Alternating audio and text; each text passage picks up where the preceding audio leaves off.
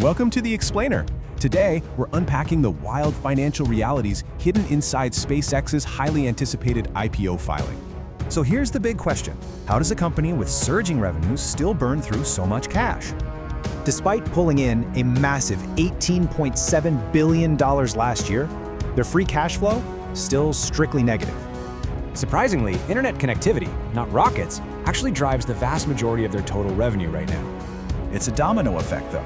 Nailing Starship is absolutely vital to unlock future satellite and space data center projects.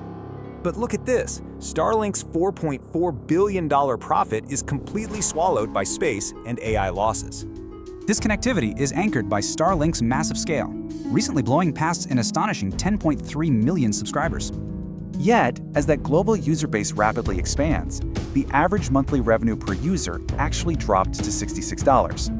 To understand the massive cash burn, look at capital expenditure.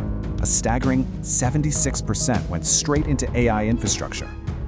They're rapidly scaling physical AI compute capacity, hitting a massive 1 gigawatt to power all that future growth.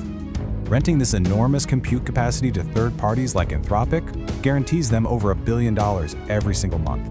But building these data centers keeps free cash flow negative, totally complicating the long-term outlook for potential public investors.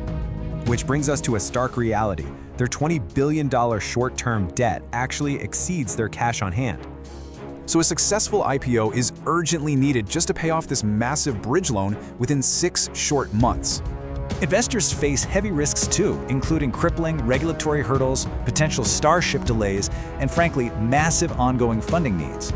Plus, restrictive dual-class share structure means public investors will have absolutely zero voting control over company decisions. Knowing these risks, you gotta ask yourself, is this visionary ecosystem worth the immense financial reality it demands?